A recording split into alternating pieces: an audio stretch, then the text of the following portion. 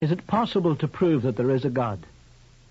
I would say no, it's not possible, if by proof you mean scientific proof.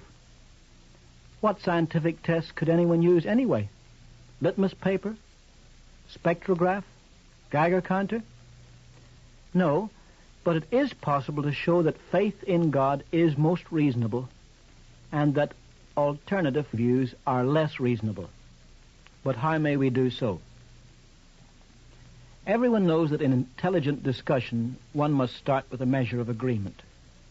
I remember when our children were very much younger, hearing an argument between my son and daughter. Said my daughter, "I tell you it is." And my son retorted, "I tell you it's not." She said, "But it is." And he replied, "But it isn't." So my daughter observed, "You know nothing." And my son repeated, "You know nothing." Said she, "Listen to the copycat."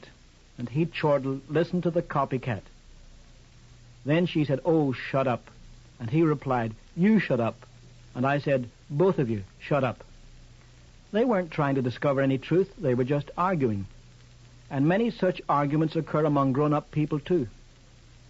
When I was crossing the Pacific Ocean with 8,000 American soldiers bound for Guadalcanal, I was involved one night in an argument with a rude atheist from Brooklyn. I can stand atheists, and I can stand people from Brooklyn, but atheists from Brooklyn are very hard to take. "Go on, Chaplain," he said. "You don't believe all that, do you?" "Of course I do," I said. Then I added, "Do you believe in the Bible?" "The Bible is only a book," he replied. "It's an inspired book." He said, "That's what you say." "Well then," I said, "do you believe in Christ?" He said, "Christ is dead. He rose again from the dead." He said, "That's what you say." "Well," said I, "do you believe in God?" "No," he said, "I'm an atheist." "What do you believe in then?" He said, "I believe that all religion is a racket." "No, it's not," I said. "Yes, it is," he said. "That's just what you say," I retorted. And there we were, just like a couple of kids arguing about nothing. Now, let's suppose we engaged in a debate with an unbeliever rather in this manner. "Now, sir, we differ on many points, don't we? But we ought, as you agree, to have an exchange of views. Isn't there anything that we can agree on?" Where would we best begin? Surely there are common grounds somewhere. Now, the very first point of agreement is, I think, the axiom of existence. I believe that I exist, and my friend believes that he exists. This is an axiom, a truth so self-evident that no amount of reasoning can make it any plainer. I was speaking at California Polytechnic when a student rose to say that he did not accept existence as an axiom, but rather as an illusion of the five senses. "That's strange," said I, "that you should come all the way from your home to study here in California, and you're not sure whether you're here or not." But I knew what he meant. One of our planes crashed at Morotai. It was my sad duty to bury some of the men who were killed, as well as to help some of those who were badly burned. One man was dying, and I was reading to him from the 23rd Psalm, when suddenly he called out, "Open the window, Doc. It's awful stuffy here." The poor fellow was out in the open air in a temporary casualty ward of the hospital. He had not heard me because he was deaf. He had not seen me because he was blind. Presumably he had lost a sense of smell and taste. The only sense left to him was a sense of touch, which he was fast losing, for he soon lapsed into a coma, and that was the end of this life for him. He was still alive, but life did not mean a thing to him. So in one sense, we are prisoners of our five senses. Can we go any further? Can a believer and an unbeliever find common ground? Yes, we believe in the fact of design or order or pattern in the universe. Every great scientific achievement of recent years has been planned on the premise of design. It was necessary to study the ordered movement of the moon in order to launch a rocket in that direction. It runs like clockwork, just as the tides do. We find this design everywhere we look around us, whether with microscope or with telescope. Of course, there are some people who question this universality of design. At the University of Adelaide, the president of the Rationalist Club asked me, "Sir, are you not just choosing facts that suit your argument? Is there not a great deal of chaos in the universe? For example, in the air in this room, the molecules are bombarding each other in every possible way in the most chaotic fashion." "On the contrary," I said, "this very chaos in diffusion of gases is an argument for design." If it were not for such diffusion of gases, all the carbon dioxide would collect around me, and I would drop dead while talking to you. If it were not for the diffusion of gases, certain gases poisonous to human life would collect in one place, and life would be an impossibility. This is an argument for purposeful design. Now, an axiom is universally accepted, and a fact may be observed or demonstrated. But what hypothesis may we use to explain the fact of design? Is it necessary to explain the fact of design? I've a wristwatch bought in Brazil during the spiritual awakening there in 1952. It has a second hand, a minute hand, an hour hand, and an alarm. Would anyone believe that this all happened by chance? During World War II, our military organization moved out of Sansepor in New Guinea. We left behind us a jeep. A Papuan native who had never seen a jeep before came down the mountain. Not only had he never seen a jeep, he had never seen a wheelbarrow. His wife asked him, "What is this?" He replied, "I don't know." "What is it called?" "I don't know." "What does it do?" "I don't know." "Where does it come from?" He replied, "I don't know, but whoever made this thing must be a lot more intelligent than I am." Of course, it should be admitted that a savage could be educated to understand the workings of an automobile. He could, even with the help of others, become skilled enough to build one. Our scientists likewise have become more informed about the workings of the universe and more ingenious in inventing things within its laws. But they lack the supreme intelligence and mighty power of God. We look at the universe, and all we can say is that whoever made it must be a lot more intelligent than we are.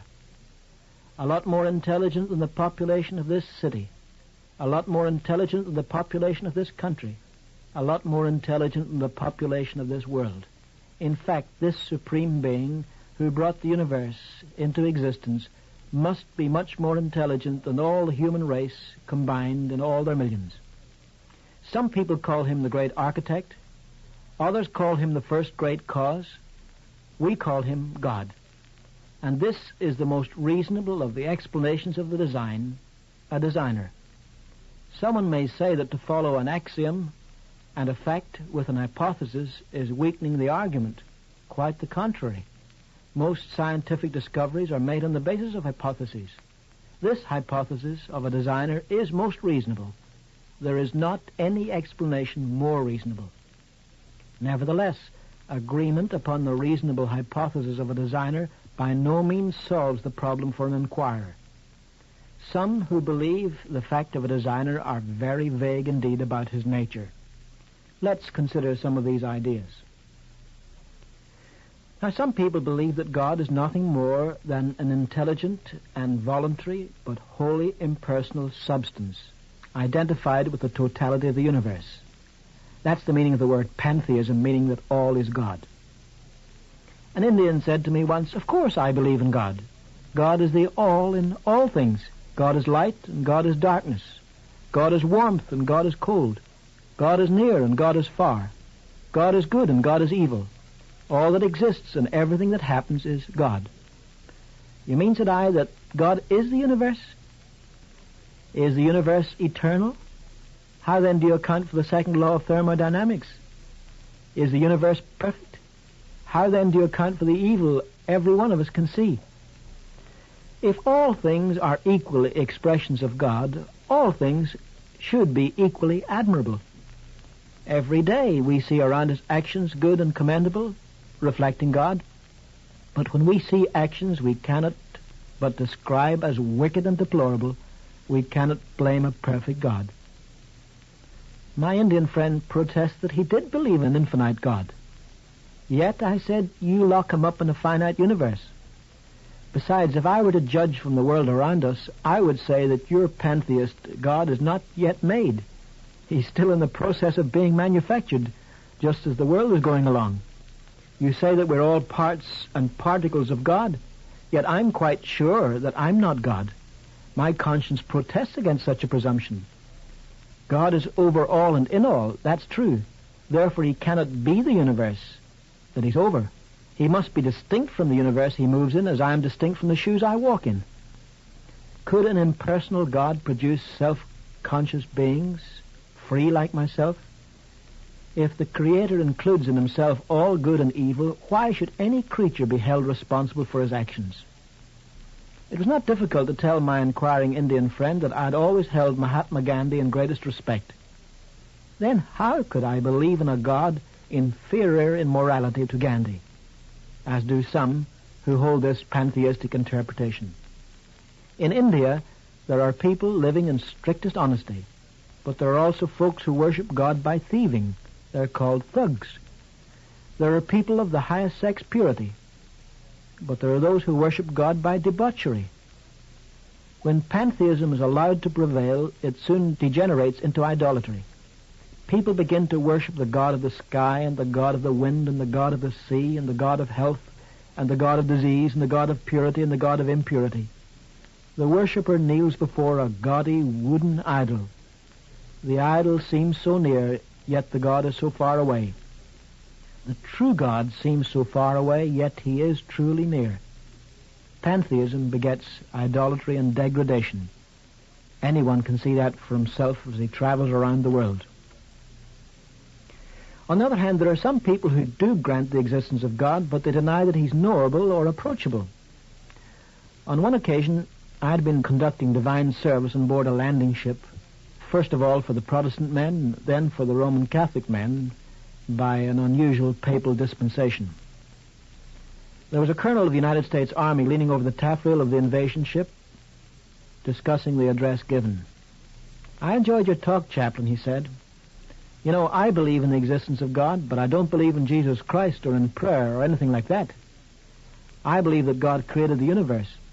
He set the ball rolling, so to speak. But I don't believe that God interferes in things. He delegates his authority to nature in a sort of chain of command."